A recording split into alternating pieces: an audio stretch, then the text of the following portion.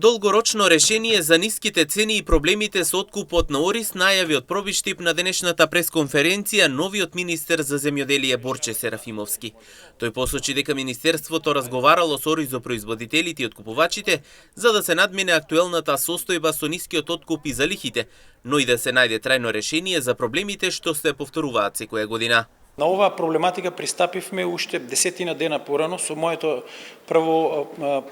прва посета во Чешиново со оризопроизводителите, каде што ги согледавме сите ситуации кои што ги имаат како проблеми, предизвици и останати работи во тековниот период. И денеска остварив утрово пред да дојдам овде средба со оризооткупувачите во врска на тема на овој проблем. Сондирањето на информациите од едната и од другата страна треба да ни даде релевантни податоци на кој начин би можеле да пристапиме и заеднички да го решиме проблемот.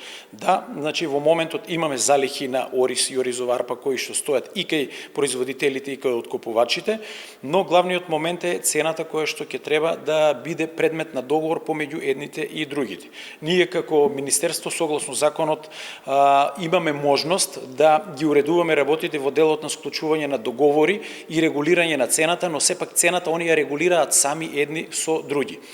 Откупот на оризовата арпа продолжува, а цената во моментот се движи од 18 до 25 денари за килограм зависно од квалитетот.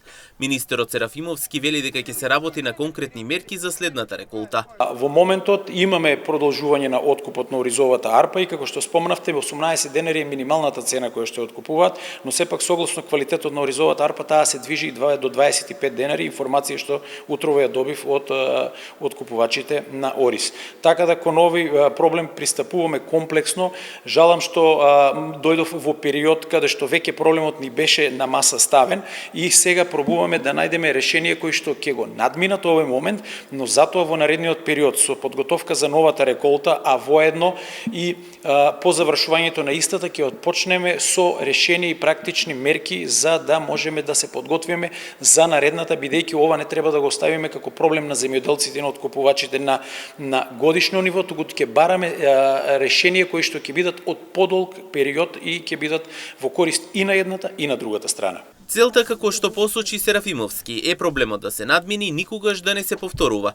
Во наредниот период министерството ќе бара решение, кое што ќе биде од подолг временски период и ќе биде во корист и на едната, но и на другата страна.